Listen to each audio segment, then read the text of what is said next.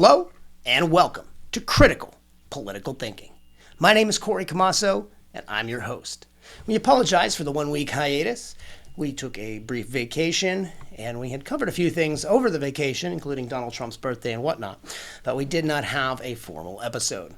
So moving forward, let's talk about some of the major topics crossing our country this week, including CRT, critical race theory, and how it's basically taking over our schools and is becoming in itself its own subject.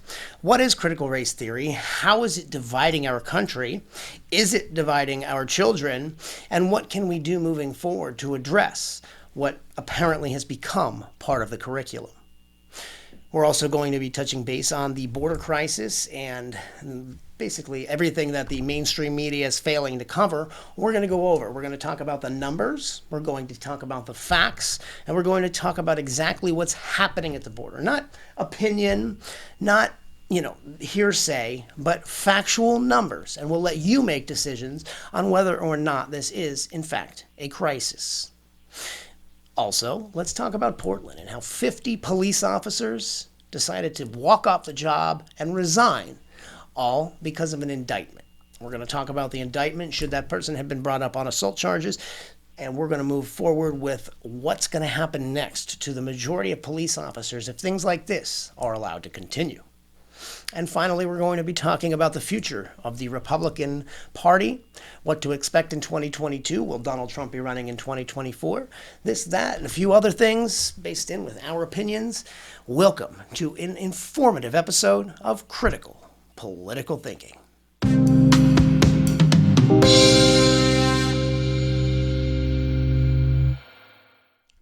Hello and welcome to Critical Political Thinking. My name is Camasso. Let's kick things off with the border crisis and what's happening down south. We have Kamala Harris, who has been appointed the border czar, and she is supposedly the individual who should be attending the border, checking out the crisis firsthand, like most governors, representatives, presidents have done in the past when a crisis or a national disaster occurs. What is the first thing that happens? That individual makes their way to the border or that individual area to assess, address, and make a plan of action. But it's important to understand, you have to follow the media to get what's going on with the president and the Democratic Party, because the media is their best ally. It is their cover-up number one.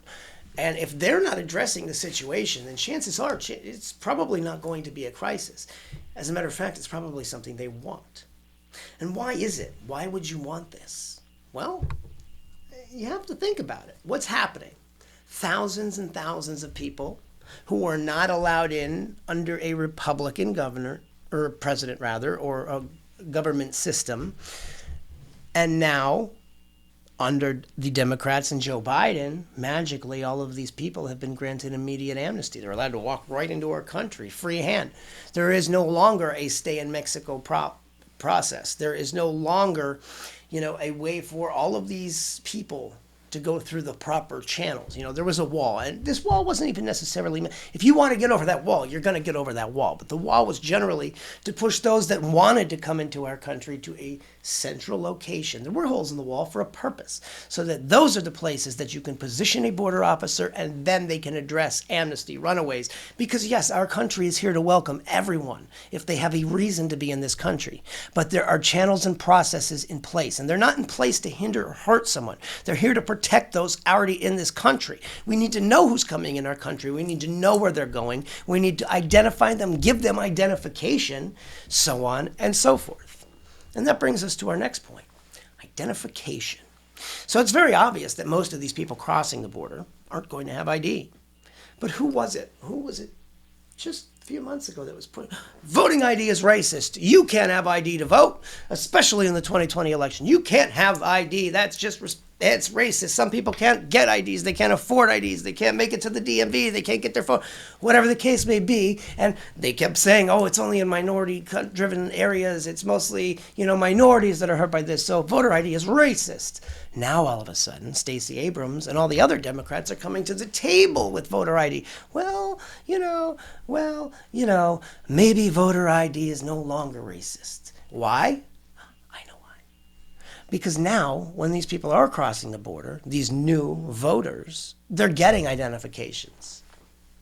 Because during this whole process, did you know that Americans are at the border meeting these people? They're giving their children educations. They asked for volunteers, for Christ's sakes. They asked for teachers at a time when teachers weren't even in-person learning. For our students here in America, they were asked to volunteer and come down and teach the migrant children coming across the border. And yes, these children need every asset available to them because they have been put through hell by whether it be their parents, the coyotes, just attempting to make money. But there is no one benefiting from this entire thing other than the coyotes and the Biden and Democratic Party.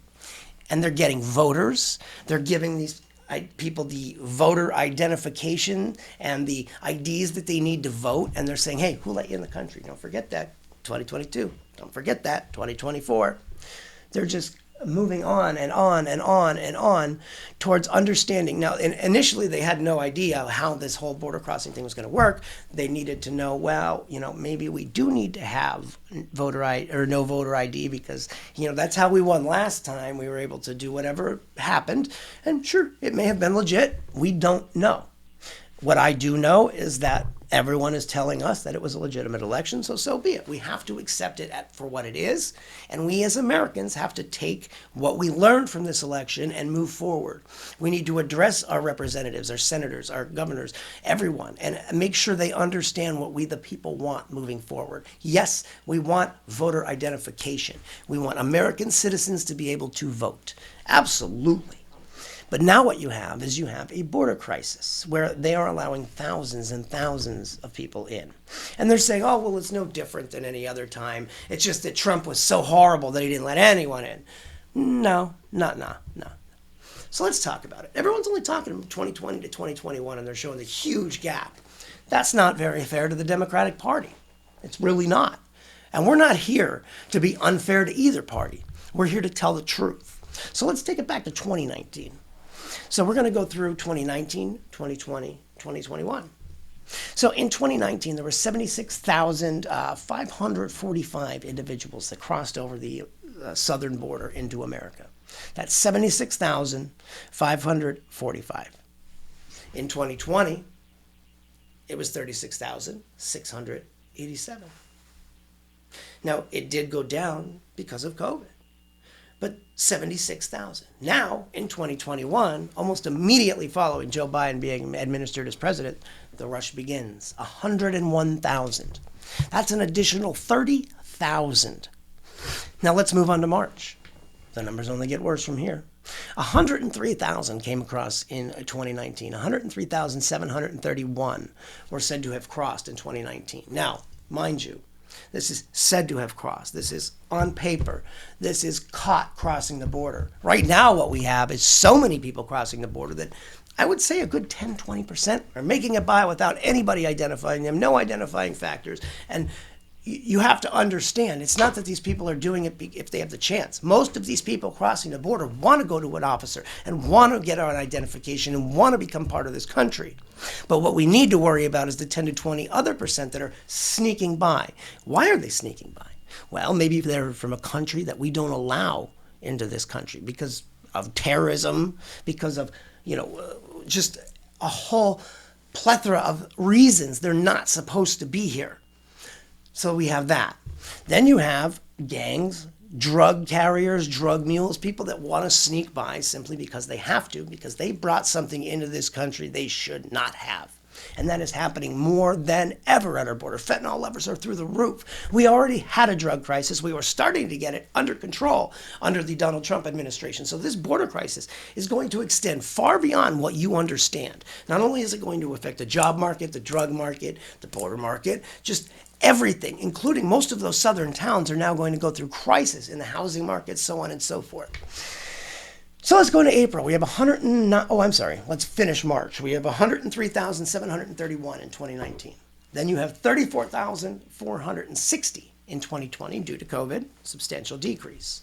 But in 2021, it jumps to 173,337. That's an increase of 70,000.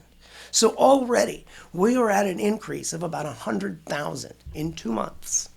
That is more than this country is willing to accept, in addition to what we normally take into this country. That's unacceptable. April, 109,415 in 2019, substantially lower. COVID is really taking effect now, 17,106. But then in 2021, 178,854, an increase of 69,000. So now you're at 169,000 in 3 months. Let's go to May. 144,116 in 2019, 23,237 COVID, 180,034 under the Biden administration. That's right.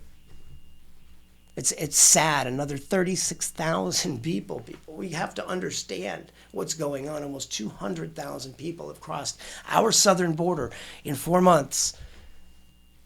And we don't have the facilities to handle this, all during a pandemic. And why? We have to ask ourselves, why? Who is this benefiting? What American is this benefiting? Why are we doing this? I know, that's 100,000 Democratic votes. That's all they care about. That is all this is about. They're putting it under the guise of racism, and we need to help these people. We do need to help these people, but we need to have them do just like every other citizen that came part in this amazing country, and let's go through the proper damn channels. I mean, it's simply a disgrace. They're flipping and flipping and flipping as they see fit. Not because it's what's best for America, but it's because it's what's best for them and the Democratic Party. Speaking of which, let's talk a little bit more about CRT. CRT, critical race theory. What is critical race theory and how has it made its way into our schools? Well, from what we understand here at Critical Political Thinking, critical race theory is simply the restructuring and re-understanding of American history to put into effect the fact that African Americans did play a major role in the building and construction of America. But it's more than that. It keeps going, and it keeps going and going and developing, and it's going to continue to develop. And what it has come to is basically telling our students that if you are black in America, you are at a disadvantage. You somehow are behind everyone else simply because of the actions of decades ago. Well, I'm here to tell you, you're wrong. Factually incorrect. If you want to succeed in America, the only person capable of holding you back is yourself. And to teach someone that they can't succeed is one of the largest travesties that I've heard moving forward. And if this is the curriculum in our schools today, we need to begin homeschooling our children. We need to get them away from the indoctrination that is happening to our youth, because this is not helping. This is dividing our country. And what I see happening across the country in school board meetings is fantastic. Parents, teachers of all colors, of all creeds, standing up against these woke, democratic, and in most cases, white individuals who just feel like they are so guilty and they have this white guilt that they need to go out and further indoctrinate children and divide them and bring attention to something that doesn't even exist anymore. You know, Martin Luther King fought so hard to bring equality and to stop the division and stop people to understand that they can't do something simply by the color of their skin rather than the character and their ability. Let's get a little further here as Americans, and let's get a little further here as humans. We are human. We don't have color. The reason we have color is simply because of the countries that we originated in and, genes. It has absolutely nothing to do with the person that we become. Get that through your heads. And to teach our children anything different is only going to further divide it. And then you have the media repainting this entire thing as if you're going against CRT. You are, in fact, racist. This is the greatest thing. You have teachers like Dr. Ibram X. Kendi who are literally just teaching hate and division. We have to get past this. We really have to go back to the way a civilization originates. You have to understand that a civilization needs everyone to work together to make it happen. You need a doctor, you need a lawyer, you need a mailman, you need a fireman, you need a police officer. You need all of these positions to work together to make a community. It's when you start seeing these things or these divisions as just that, a dividing factor. Police need to stay over there. They can't be friends with the firemen. Or, vice versa. You have a black church and a white church. Well, they can't go together. They have to have their own culture, They do need to maintain culture. They do need to maintain everything that makes them who they are. But here in America, the wonderful melting pot that this is, we also need to understand that in order to succeed as a unit, as a civilization, it is about damn time that we put beside those differences and work towards a common goal. And that is making America the best damn country that we know that it can be. You have so many people just constantly dividing, and they don't even know why they're dividing. For the past year and a half, you have Portland literally rioting and looting and just constant mayhem. And for what? What has it accomplished? What has it done other than destroy the community, destroy the businesses and the people that have put their lives into Portland and made Portland what it was, that welcoming community that brought you in the first place to begin with? And now, on top of it, you have 50 men who have dedicated their lives to the past year and a half, probably not even seeing their wives, their children, their family for a great deal of time, simply to deal with the mayhem of, frankly, people from out of town coming together just to either be on social media, to make media posts. Half these people aren't even journalists. There's a reason we broadcast from a specific place, and when we do go places, we don't get involved. There's a reason. Not only have we learned our lesson in the past, but because you need to observe, not become part of and hinder. And it's when you're disregarding these directives from the people that are simply trying to break up the fights, to divide, they know best. And now all of a sudden these officers are being attacked for simply pushing someone to the ground and keeping them on the ground where they belonged. And then they retreated when they knew it was safe for that person to back off and that person to then get up. But people don't see it like that. They didn't see before what happened, and they didn't see after what happened, when they constantly told these people to back up, get back, get back. Just because you have the words PRESS on your chest does not make you exempt from a police order. It simply gives you the right to record, and you're simply identifying yourself and identifying that you understand the rights of the First Amendment. But it doesn't give you any extra rights, and people need to start to get that through their thick skulls. It's a shame. The left wants this. They want the police to quit. They want the police to go away because they know that's their last line of defense if something were to happen. That's our last line of defense because those are our friends. Those are our families. Those are our brothers, our sisters, our uncles, our neighbors, our cousins. That's the police in our community. That's the firemen in our community. But the central government and the Democrats want it to be just the military. They want to have that central power. The more power they have, then they can send in their National Guard when there's an issue in Portland now that the riot squad's gone. And they can maintain control, and they have the directive, rather than the people who run that community and know what's best for that community. So who really wins in all this? Who really wins when 50 police officers walk off the job like they just have done? The riot squad in Portland has walked off the job. And do I agree with them? Yes and no. What about the innocent people in that community? And yes, you too, as police officers, were innocent. You didn't deserve to be beaten. Your friends don't deserve to be prosecuted for simply doing their job. But at the same time, you simply can't quit. We can't quit as Americans. This is America. If everyone just quits, who will be there to stand up against tyranny? Who will be there to stand up against the tyrants?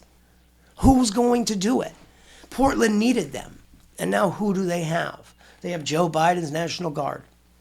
And am I saying the National Guard is now Democratic? No. But I'm saying they have to follow orders. And where does this leave us? It leaves us at the point where we need to stop being silent. We need to stand up and show support for the police. If more people in Portland maybe stood up and supported those officers and brought them lunch and shook their hands and thanked them and were there to defend them possibly when these things happened, I don't think this would be happening the way it is. So if you value the police in your community, you value safety, you value the ability to walk down the street and to have a business and not have your windows smashed in each and every day like it's happening in Portland, then I damn well suggest you thank your police officers when you see them.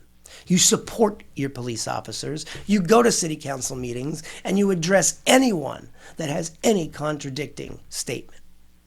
Because that is the future of America. And that is the future of the conservative party. What we need is strong leaders, people like Ron DeSantis. There's a reason that Donald Trump is so strong and affluent in Florida and getting so much attention to himself and there. Do I honestly think that Donald Trump wants to take on another 4 years of attacks from a joke, woke, liberal left, social media giant, conglomerate crap when he's got everything he needs? No. Will he? Possibly, because that's how good of a person I truly believe he is. I think he would do it simply because he knows if he doesn't, who the hell else will? And he values everything that he did, and he values the people and the communications and the relationships that he built. I can personally attest to that, and so does his family. Do I think that he is going to be running for president? I don't know. Do I think Ron DeSantis will? Absolutely. And do I think Ron DeSantis has a fantastic chance? Absolutely. Do I think it would be in Donald Trump's best interest to support Ron DeSantis, back Ron DeSantis, maybe run as a vice president for Ron DeSantis? But Ron DeSantis needs to step forward and really start this movement. And he needs to do it now. And I feel bad for Florida because right now Florida is going awesome. Florida is the best state, and it's all because of your governor. And I hope you understand and recognize that. There's a reason there's a massive influx moving to Florida, because it has been run fantastic. It is because things are done right. It is because people have the choice. It is because the American dream is alive and well in Florida, Texas. Those are the places that are standing out. Governor Abbott, another prime candidate for president in the future. So, in 2022, it's important for Americans to step forward and vote for the people that will address the Congress, the Senate, all of the things that matter most. And then come 2024, we know who we're going to be going for. It's either Donald Trump, Ron DeSantis, or Greg Abbott. Those are your three. Mark our words here at Critical Political Thinking. There will be no better three candidates. But that is not for a long time. It doesn't mean that you can't start now in supporting these individuals and helping them get their candidacy ready and their campaign strategized. But we have a 2022 election that is very vital. We even have gubernatorial races, for, Caitlyn Jenner, a fantastic Republican candidate. I never thought I would say that. But after sitting and listening to her, by God, she really understands what America needs. Maybe I don't agree with some of her lifestyle choices. Maybe I don't even see eye to eye with her on the majority of the things she does. But I truly believe that out of everyone in that state, she really has the best interests for that state. And based on the people that live there and the way that state is run, I truly think she has the best chance at making that state stand out and be something better than it has for the past several years, thanks to the terrible atrocities that has happened under Governor Newsom. What a joke. And it's not just him. It's Governor Murphy, Governor Wolf, Governor Whitmer. I mean, the list goes on. Governor Cuomo. There's just so many people that have destroyed this country over the past 2 years. They have literally put themselves over their constituents. And it's about time we as Americans, even if you're not voting red, vote blue, vote whoever, but get the people that aren't there for you out of office. Because if you don't see how much damage they have done to their states, their people are leaving their states in hordes. And you might think, oh, great, now I have more room. Wrong. Now you have more taxes. Now you have less people to structure and finance everything that you value. America is not headed in a good direction, and it's all due to the Biden administration. And the only way we as Americans can move forward is to stand up, raise your voices, not your fists, because that is not going to get anything accomplished. We're not at war with ourselves. We are at peace with ourselves, and we need to understand that that peace and that unity will equal success. Thank you so much for watching. My name is Corey Camasso, and this is Critical Political Thinking.